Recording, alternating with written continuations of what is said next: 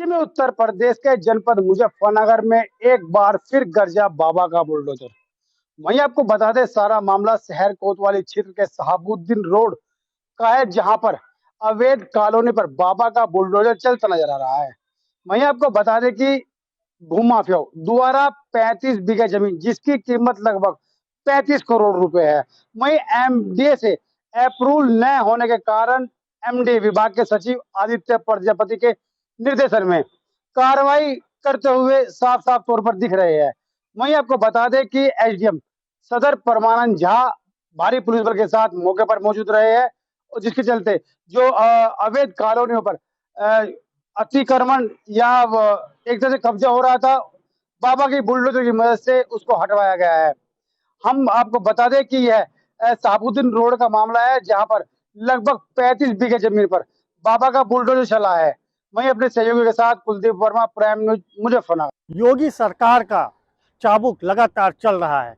जिस तरह गैंगस्टरों के ऊपर कार्रवाई हो रही है, उसी क्रम में विजय मिश्रा के ऊपर भी आज एक कार्रवाई हुई। अल्लाहपुर स्थित उनके आवास, जो कि उनके भतीजे के नाम था, उस पर आज कुर्की की कार्रवाई हुई। कुर्की की कार्रवाई में प्रयागराज पुलिस एवं भदोही पुलिस शामिल थी।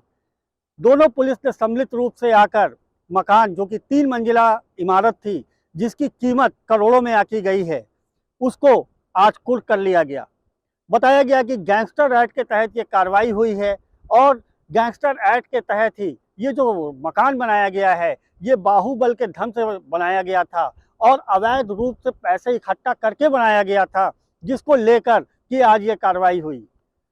विजय मिश्रा पहले से ही गैंगस्टर एक्ट के तहत उनके ऊपर मुकदमा चल रहा है। पहले भी कई संपत्तियां कुर्क हो चुकी हैं उनकी। उसी क्रम में अल्लाहपुर में यह संपत्ति भी आज कुर्क हुई, जो कि उनके भतीजे के नाम थी। लेकिन चूंकि पैसा जो है वो विजय मिश्रा का ही लगा था, इसलिए गैंगस्टर एक्ट के तहत कार्रवाई करते हुए उस मकान को आज कुर्क कर लिया गया। नगाड़ों के साथ, ढोल ताशों के साथ बजाकर बाकायदा वहां पर नोटिस चस्पा की गई और बताया गया यह संपत्ति आज से सरकार की हो गई है, इस पर किसी तरह का भी आप अतिक्रमण नहीं कर सकते। साथ ही उसको सील कर दिया गया। सील करने के साथ पूरी कागजी कार्रवाई पूरी कर ली गई है। अब देखना ये होगा कि आने वाले समय में कुछ और संपत्तियां भी विजय मिश्रा की है, क्या उन पर भी कार्रवाई होती है, क्या गैंगस्टर एक्ट के तहत उन पर भी कार्रवाई होगी और क्या उनको भी कुर्क किया जाएगा, ये आने वाले समय में देखने वाली बात होगी। Piyush Pandey, prime news, Prayagraj. उत्तर प्रदेश सरकार जिस तरीके से कानून व्यवस्था को लेकर काफ़ी सतर्क नजर आ रही है, उसी के क्रम में पुलिस अधीक्षक आकाश तोमर कहीं न कहीं पुलिस व्यवस्था में सुधार को लेकर आए दिन स्थानांतरण करते जा रहे हैं। जिसके क्रम में पुलिस अधीक्षक ने आज 35 आरक्षियों का स्थानांतरण किया, जिनमें से कई मुख्य आरक्षी हैं जो पुलिस लाइन से थानों पर भेजे गए। वहीं महिला आरक्षियों को जो थाने पर किसी न किसी सेल में हैं, उनको दूसरे सेल में स्थानांतरित किया गया। वहीं पुलिस लाइन में भी डाला गया। जो आरक्षी हैं, आरक्षियों के भी स्थान में काफ़ी फेरबदल किया, क्योंकि पुलिस अधीक्षक का मानना है कि एक जगह पर अगर पुलिस वाले काफ़ी समय तक जमे रह जाते हैं तो कहीं ना कहीं पब्लिक से उनके रिश्ते बन जाते हैं, जिसको लेकर कामकाज में बाधाएं आती हैं। तो ऐसा ना हो कि कहीं किसी को, पीड़ित को न्याय न मिले, लोग किसी ऐसे तत्व से मिल जाए जिससे पीड़ित को न्याय मिलने में बाधा हो, जिसको लेकर आए दिन कहीं ना कहीं पुलिस अधीक्षक आकाश तोमर इसको लेकर काफ़ी सतर्क दिखाई पड़ते हैं और पुलिस वालों का एक स्थान से दूसरे स्थान पर फेरबदल करते रहते हैं। प्राइम न्यूज़ गोंडा के लिए भूपेंद्र द्विवेदी। बुलंदशहर के गुलाबटी थाना क्षेत्र के गांव बड़ाल में मंदिर की प्रतिमा तोड़ जाने का मामला सामने आया है, जहां पर रात में असामाजिक तत्वों ने गांव में स्थित एक साथ 4 मंदिरों की प्रतिमा को तोड़ दिया। मूर्ति तोड़े जाने के चलते ग्रामीणों में आक्रोश व्यक्त है। ग्रामीणों को घटना की जानकारी सुबह लगी, तब श्रद्धालु मंदिर में पूजा करने के लिए गए। ग्रामीणों की सूचना पर स्थानीय पुलिस भी मौके पर पहुंची और जांच पड़ताल में जुट गई। ग्रामीणों का कहना है कि उनके गांव में ये पहली इस प्रकार की घटना हुई है। ग्रामीणों के बढ़ते आक्रोश को देखते हुए क्षेत्र अधिकारी सिकंदराबाद भी मौके पर पहुंचे और ग्रामीणों से घटना की जानकारी ली। पुलिस प्रशासन ने ग्रामीणों को आश्वासन दिया है कि इस कार्य में संलिप्त आरोपी को किसी भी कीमत पर बख्शा नहीं जाएगा। घटना के बाद मंदिरों को सील कर दिया गया है। गांव के मंदिरों की प्रतिमा टूटी हुई है। रात में किसी असामाजिक तत्वों के द्वारा मंदिरों की प्रतिमा को तोड़ जाने की बात कही जा रही है। घटना को देखते हुए एडीएम प्रशांत डॉक्टर प्रशांत कुमार व एसपी सिटी सुरेंद्र नाथ तिवारी भी मौके पर पहुंचे और मामले में कठोर कार्रवाई करने का आश्वासन दिया है। बुलंदशहर के गुलाटी थाना क्षेत्र के गांव बड़ाल का है पूरा मामला। कैमरामैन फैजान के साथ मैं अदनान इबाद, प्राइम न्यूज बुलंदशहर। बांदा जनपद के बबेरू कोतवाली क्षेत्र अंतर्गत खटान गांव से एक अग्निकांड सामने आया है। हालांकि इस अग्निकांड से गरीब परिवार का सारा सामान जलकर राख हो गया है। यहां तक कि रुपए, पैसे, जेवर के अलावा खाने वाले रोज़मर्रा का सामान भी पूरी तरह से जलकर राख हो गया है। परिजनों ने तत्काल ज़िले के अधिकारियों को सूचित किया। उसके बावजूद भी 4 घंटा बीत जाने के बाद भी अब तक किसी तरह का कोई अधिकारी उस गांव नहीं पहुंचा। हालांकि ये वही खटान गांव है जहां से यूपी के सीएम योगी आदित्यनाथ ने हर घर जल हर घर नल की शुरुआत की थी। हालांकि यहाँ तो सारी व्यवस्थाएं चाक चौबंद पाई गई, लेकिन गरीब परिवार तबका पूरी तरह से बर्बाद हो गया है। यूं कहें कि अब वो गरीब परिवार सिर्फ ज़िले के अधिकारियों के आश्रय बैठा हुआ है। अब देखना यह है कि गरीब परिवार को आर्थिक मदद कब तक मिल पाती है। सूचना यहाँ भी आ रही है कि गरीब परिवार में एक बेटी की शादी भी होनी थी। हालांकि उसकी शादी के पहले ही सारा सामान जलकर राख हो गया है। कयास ये लगाए जा रहे हैं कि गैस सिलेंडर में रिसाव के चलते घर में आग लगी थी।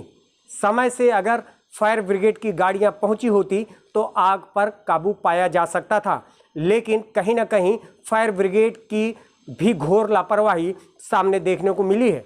अब देखना यह है कि गरीब परिवार को ज़िला प्रशासन कब तक राहत सामग्री उपलब्ध करा पाता है।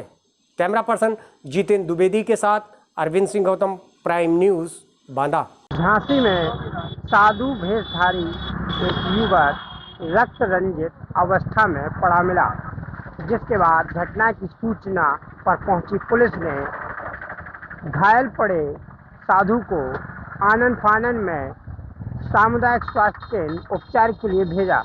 वहीं पुलिस पूरे मामले की छानबीन में जुट गई है। आपको बता दें कि झांसी के बरुआ सागर थाना क्षेत्र के अंतर्गत आने वाले रक्षा माई मंदिर पर विगत 3-4 दिनों से एक साधु रह रहा था तथा सुबह जब वह शौच क्रिया के लिए गया तो रक्त रंजित अवस्था में पड़ा मिला। आपको बता दें कि उसके गले पर चोट का निशान है, गला कटा हुआ है। अब यह जांच का विषय है कि उसने गला अपना स्वयं काटा है या फिर उसके गला काटने का प्रयास किया गया है या किसी और ने इस घटना को अंजाम दिया है। फिलहाल मौके पर पहुंची पुलिस और मंदिर के महंतों द्वारा साधु को उपचार के लिए मेडिकल कॉलेज भेजा गया है। वहीं पुलिस पूरे मामले की छानबीन में जुट गई है। कैमरा पर्सन हर्ष शर्मा के साथ रवि परिहार, प्राइम न्यूज़, झांसी। बांदा से एक सनसनीखेज घटना सामने आई है। हालांकि ये घटना युगल प्रेमी की मौत की घटना है। युगल प्रेमी के दोनों शव बांदा के कालिंजर थाना क्षेत्र अंतर्गत लटके हुए पाए गए और जैसे ही चरवाहों ने पुलिस को सूचना दी, मौके पर पुलिस के आला अधिकारी पहुंचे।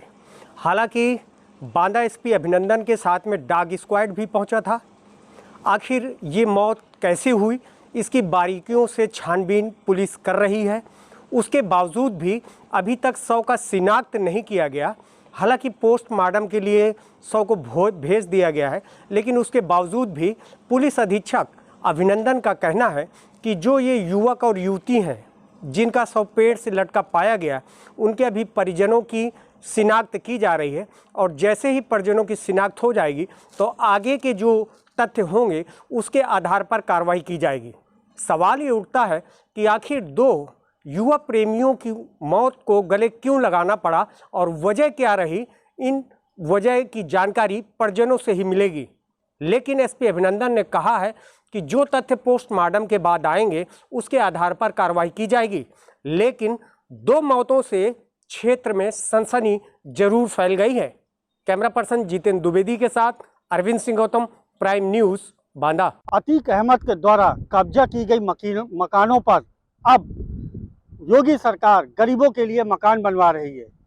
जिस तरह लूकरगंज, जो कि कसारी मसारी अतीक अहमद के आवास से मात्र 1 किलोमीटर दूर ही पड़ेगा, उसी जगह पर डेविड नाम के व्यक्ति का मकान हुआ करता था। एक बंगला था जिसमें कई उसने पेड़ और आलीशान बंगले बना रखा था, जिसकी नज़र अतीक अहमद की पड़ी।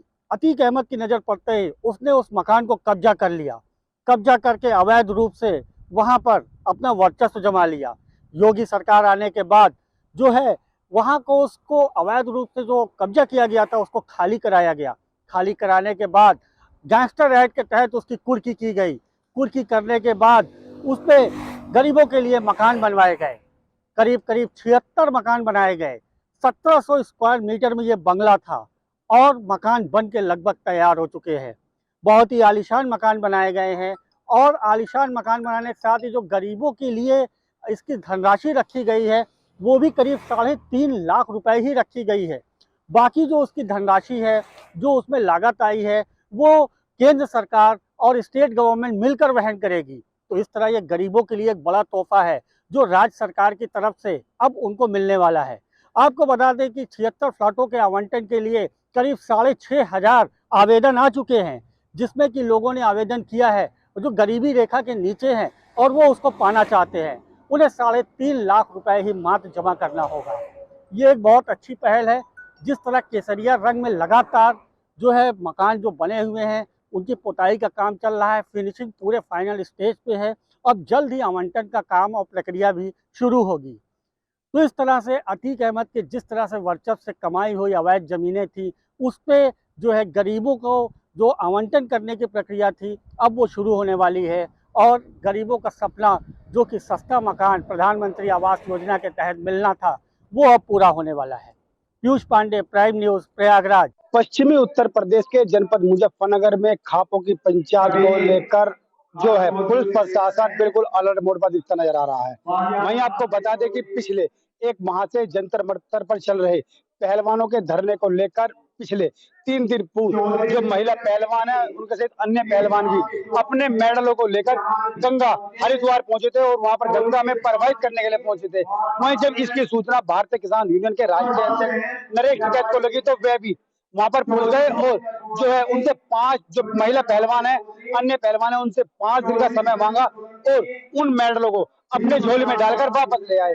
वहीं उसी प्रकरण को लेकर आज जो भारतीय किसान यूनियन के राष्ट्रीय अध्यक्ष नरेश टिकैत के निर्देश पर एक खापों की पंचायत होगी जिसमें सभी खापों के चौधरी व थाम्बेदार इस महापंचायत में शामिल होंगे। जो खापों की महापंचायत है वही है पंचायत सोरम के वैदिक कन्या इंटर कॉलेज में हो रही है।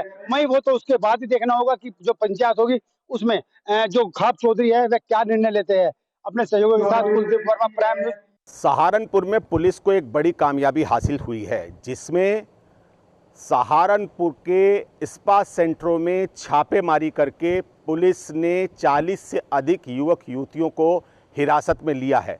बताते चलें कि सहारनपुर में लगातार सहारनपुर के एसएसपी डॉक्टर विपिन ताड़ा को इस बात का इनपुट मिल रहा था कि सहारनपुर के इस्पात सेंटरों में बड़े पैमाने पर अनैतिक कार्य हो रहा है, जिसको लेकर एसपी सिटी डॉक्टर अभिमन्यु मांगलिक के नेतृत्व में एक टीम का गठन किया गया और वो सीओ बेहेट और सीओ सदर को उनके साथ लगाया गया और 60 से ज़्यादा महिला और पुलिस कर्मियों को इस टास्क पे लगाया गया और उसका इनपुट लिया गया कि कहां हो रहा है।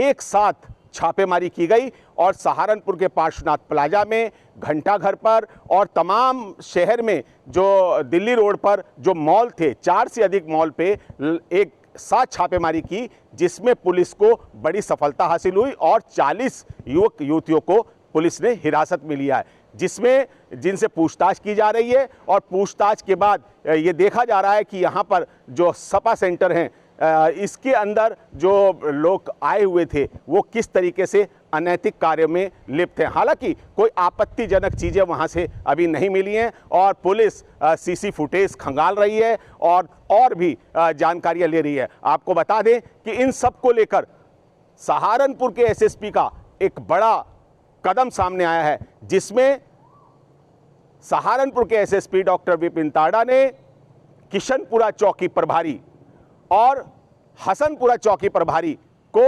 तत्काल प्रभाव से निलंबित भी कर दिया है। यह अपने आप में बड़ी कार्रवाई है और अपने आप में वो